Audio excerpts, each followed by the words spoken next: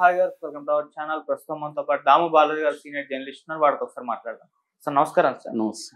Sir, Devender Sharma అని ఒక Ayurveda doctor 100 మందిని చంపేసి మొసళ్ళకు ఆహారంగా వేసేశారు. ఇప్పుడు అతన్ని పట్టుకున్నారు, తర్వాత పారిపోయాడని కూడా చెప్తున్నారు. ఇది ఇప్పుడు దేశవ్యాప్తంగా కూడా వైరల్ అవుతుంది. అసలు ఎవరి దేవేందర్ శర్మ, ఎందుకు ఈ విధంగా అందరినీ చంపేస్తున్నారు, మరి ఇతన్ని ఎలా పట్టుకున్నారని చెప్పేసి చర్చించుకుంటున్నారు. దీనికి సంబంధించి ఎటువంటి ఇన్ఫర్మేషన్? ఈ మధ్య కాలంలో నేను ఇలాంటి వ్యక్తిని వినలేదు, చూడలేదు. ఇది ఒక వెబ్ సిరీస్ తీయగలిగిన ఇది తీస్తారేమో కూడా.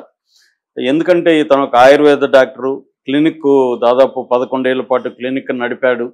అలాంటి వ్యక్తి దాదాపు 100 మందిని చంపి మొసళ్ళకు ఆహారంగా వేశాడు అనే వార్త ఇప్పుడు వైరల్ అవుతుంది. ఎందుకంటే అతను 2 ఏళ్ల నుంచి జైలు నుంచి తప్పించుకొని 2 ఏళ్లుగా ఎస్కేప్ అయ్యాడు.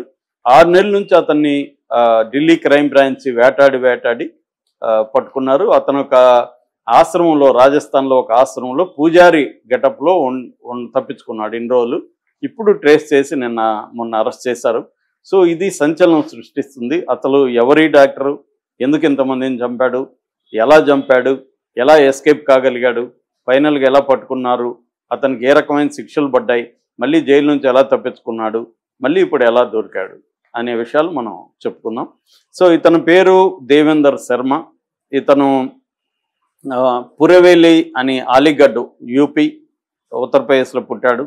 వీళ్ళ నాన్న ఫార్మాసిటికల్ కంపెనీ బీహార్లో సివాన్ బీర్ అనే చోట పనిచేశాడు ఒక కంపెనీలో. దాంతో సహజంగానే ఇతను కూడా మెడికల్ ఫీల్డ్లోకి దించాలని వాళ్ళ నాన్న ట్రై చేస్తే ఎంబీబీఎస్ రాలేదు ఇతనికి. దాంతో ఇతను BAMS చేర్పించాడు, bachelor of Ayurvedic medicine and surgery. 1984లో బీహార్ యూనివర్సిటీ నుంచి ఇతను BAMSలో గ్రాడ్యుయేట్ అయ్యాడు. అయిన తర్వాత ఇతను జనతా క్లినిక్ అని బందికొయి, రాజస్థాన్లో తనకు తెలిసిన వాళ్ళు ఉంటే అక్కడ జనతా క్లినిక్ అని ఒక ఆయుర్వేద క్లినిక్ పెట్టాడు. అది దాదాపు 11 ఏళ్ల పాటు బాగానే నడిచింది. అయితే ఇతనికి ఆ డబ్బులు సరిపోలేదని చెప్పి వేరే వ్యాపారాలు చేద్దామని చెప్పి ఇతను ఒక గ్యాస్ ఏజెన్సీ తెరిచాడు. 92లో గ్యాస్ ఏజెన్సీ డీలర్షిప్ తీసుకున్నాడు, ఓపెన్ చేశాడు. కానీ అతను ఆ డీలర్షిప్లో కొంతమంది ఇతన్ని సప్లయర్స్ వాళ్ళు మోసం చేశారు. దాంతో ఇతనికి భారీ లాస్ వచ్చింది. అప్పులు చేసి పెట్టేశాడు, భారీ లాస్ వచ్చింది. ఈ అప్పులు ఎలా తీర్చాలి, హాస్పిటల్లో లాస్ వచ్చేసింది, ఇది కూడా గ్యాస్ ఇది పోయింది, ప్రెజర్ పెరుగుతుంది. ఈ క్రమంలో ఇతనికి కొంతమంది క్రిమినల్స్ సంబంధాలు వచ్చాయి. వాళ్ళు ఒక సలహా ఇచ్చారు, సార్ మేము కొంతమంది మనుషులు తీసుకొస్తాం, కిడ్నీలో ర్యాకెట్ స్టార్ట్ చేద్దాం అని చెప్పారు. సో ఈయన అది బాగానే అనిపించింది. ఒక కిడ్నీ సర్జరీ చేస్తే ఈయనకి 5 నుంచి 7 లక్షలు వస్తుంది. సో ఇది మంచిగా ఉందని చెప్పి కిడ్నీల ర్యాకెట్ మొదలుపెట్టాడు. సో వీళ్ళు వెళ్ళడం, కొన్నిసార్లు ఏమో ఎవరికో అవసరం ఉంటే వాళ్ళకి కొంత డబ్బులు ఇచ్చి తీయడం, కొన్నిసార్లు ఎవరిని పట్టుకొని వచ్చేయడం. ఎవరో ఒంటరిగా కనబడతారు, వాళ్ళని పట్టుకొచ్చేసి వాళ్ళకి మత్తు ఇచ్చేసి వాళ్ళ కిడ్నీ తీసేసి వదిలేసేయడం ఎక్కడ, ఇలా చేయడం మొదలుపెట్టారు. ఇలా దాదాపు 125 మందికి కిడ్నీలు తీసేసుకున్నారు ఈ డాక్టర్. అది కూడా అతనికి ఏమైందంటే వన్స్ క్రైమ్లోకి వెళ్ళినాక అది ఆగదు కదా, దాహం ఆగదు. దాంతో ఏం చేశాడంటే ఏదైతే తన బిజినెస్ స్టార్ట్ చేశాడో ఈ గ్యాస్ ఏజెన్సీ, అది ఒక ఫేక్ గ్యాస్ ఏజెన్సీ పెట్టడం, ఈ గ్యాస్ని తీసుకెళ్లే వెహికల్స్ మీద అటాక్ చేసి ఆ గ్యాస్ సిలిండర్లను తెచ్చి బ్లాక్లో అమ్మడం, ఈ పద్ధతి మొదలుపెట్టాడు. ఎప్పుడైతే అటాక్ చేయాలో వాళ్ళు తిరుగుబడతారు కదా, డ్రైవరు, క్లీనరు, వాళ్ళని చంపేయడం, ఇలాగా చంపడం మొదలుపెట్టాడు. ఈ చంపినప్పుడు ఏంటంటే సిలిండర్లే ఎందుకు, వెహికల్ వ్యాపారం కూడా చేయొచ్చు కదా అనేది ఇతను ఐడియా వచ్చింది. సో ఇతను ఏం చేశాడు, ఆ సిలిండర్లు తీసుకోవడమే కాకుండా ఆ తర్వాత వెహికల్ బాగుంటే డ్రైవర్ని చంపేసి వెహికల్ని అమ్మేశాడు. సో అందువల్ల డ్రైవర్ని ఎక్కువ టార్గెట్ చేశాడు. ఇప్పుడు ఇతను ఎంతమందిని చంపాడు అనేది ఎవరికి తెలియదు లెక్కలు.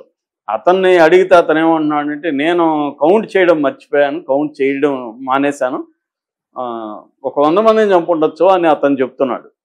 అయితే ఇతను ఒక టీంను ఫామ్ చేసుకోవడం, హైవేలలో ముందు బుక్ చేసుకుంటారు వీళ్ళు, ఒక లారీనో ట్యాక్సీనో బుక్ చేసుకోవడం, వాడిని ఐసోలేటెడ్ ప్లేస్కి తీసుకెళ్ళడం, అక్కడ వాడిని గొంతు పిసికి కానీ లేకపోతే కత్తులతో పొడిచి కానీ ఒక్కోసారి తలలు నరికేసి కానీ చంపేసి వాళ్ళని బాడీలు దొరకకూడదని చెప్పి హజార్ కెనాల్ అని ఉంది ఉత్తరప్రదేశ్లో కాస్గంజ్ అనే ఏరియాలో హజార్ కెనాల్ ఉంది. అందులో కెనాల్లో ముసళ్ళు ఎక్కువ ఉంటాయి, అందులో పోయి పడేయడం. సో ముసళ్ళు తినేస్తాయి. సో బాడీ కరెక్ట్గా దొరకదు వీళ్ళకి, పోలీసులకి ఎతికినా కూడా. అట్లా చాలా మిస్సింగ్ కేసులు. పైగా ఈ డ్రైవర్లు వాళ్ళ బంధువులు చాలామంది పేదవాళ్ళే ఉంటారు కాబట్టి వాళ్ళు గట్టిగా పోలీసుల మీద ప్రెజర్ కూడా తీసుకురాల. ఇలాగా ఇతన్ని పట్టుకోవడం అనేది ఆలస్యమైంది. ఇది ఎప్పుడు 94 నుంచి 2004 వరకు ప్రధానంగా ఈ హత్యలు చేయడం మొదలుపెట్టాడు. సో మూడోది ఏంటంటే ఇతనికి ఎంజాయ్ చేయడం కూడా బాగుంది ఇదంతా. అంటే తన పరమ శక్తివంతుడిలాగా ఫీల్ అవుతున్నాడు. ఈ ఫీల్స్ లైక్ ఏ గాడ్. అంటే నేను అనుకుంటే ఎవరినైనా చంపగలను అన్న ఒక ఇది వచ్చింది, మనీ వచ్చింది. ఈ లోపల భార్య వాళ్ళ పిల్లలు కూడా ఈ గొడవల్లో అరెస్ట్లు అవ్వడం, జైలుకి పోవడం, మళ్ళీ రావడం ఇవన్నీ జరిగాయి. ఏది ప్రూవ్ కాలే కాబట్టి బెయిల్ వచ్చేస్తాయి ఇతనికి. భార్య పిల్లలు కూడా ఇతను వదిలిపెట్టి వెళ్ళిపోయారు ఈ పోలీసుల వ్యవహారం భరించలేక. దాంతో ఇతనికి దూర బంధువు అయిన ఒక ఆవిడ విడోగా ఉంటే ఆవిడని పెళ్లి చేసుకుని ఆవిడతో ఉంటున్నాడు. ఆమెకి ఈ క్రైమ్ అంతా తెలుసు, ఆమె కూడా హెల్ప్ చేస్తుంది. అలాంటి బ్యాచ్ దొరికింది ఇతనికి. సో ఇలాగా ఇతను ఏమైందంటే దాదాపు మొత్తం 21 కేసుల్లో ఇతను 21 మర్డర్లు మాత్రమే పోలీసులు ఎస్టాబ్లిష్ చేయగలిగారు జరిగాయని చెప్పి. అందులో ఇతనికి ఒక 7 మర్డర్లలో రకరకాల శిక్ష పడింది. గుర్గాం కోర్టు ఇతనికి మరణ శిక్ష కూడా వేసింది. అయినా ఇతను తప్పించుకోగలిగాడు. ఇతను ప్రధానంగా ఏంటంటే జైపూర్ జైల్లో ఉన్నాడు, సెంట్రల్ జైల్లో, తర్వాత తిహార్ జైల్లో ఉన్నాడు. 2023లో తిహార్ జైల్లో ఇతను సత్ప్రవర్తన అని చెప్పి ఇతనికి పెరోల్ ఇచ్చారు. బయట మామూలుగా లైఫ్ పడిన వాళ్ళకి కూడా పెరోల్ ఇస్తారు. అలాగే పెరోల్ మీద వచ్చి ఇతను ఎస్కేప్ అయిపోయాడు.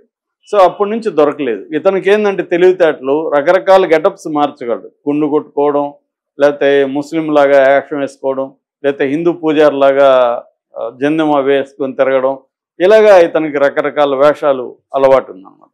రెండోది ఇతని నెట్వర్క్ చాలా మంది తెలుసు, ఇతనికి డబ్బులు ఉన్నాయి. సో ఆ డబ్బుల ద్వారా చాలా మంది హెల్ప్ తీసుకొని కూడా పోలీసులకి ఎస్కేప్ అయ్యి వెళ్తున్నాడు.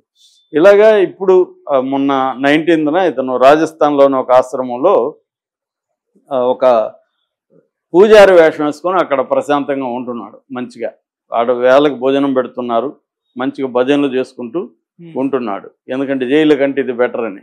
అప్పుడప్పుడు ఇతను బయటికి వెళ్ళి రావడం, వేరే ఇతనికి తెలిసిన క్లినిక్లో పోయి పనిచేయడం అవి కూడా చేస్తున్నాడని చెప్తున్నారు. సో ఇతన్ని పోలీసులు అడిగినప్పుడు ఏమాత్రం పశ్చాత్తాపం లేదు అతనికి. ఇది ఒక సర్జరీలు చేసినట్టు మనిషిని చంపడం కూడా సర్జరీ లాగా అనుకుంటున్నాడు అతను. సో ఇతని పేరు డాక్టర్ డెత్ అని పేరు పెట్టారు ఇతనికి, ఒక చావు డాక్టర్ అని.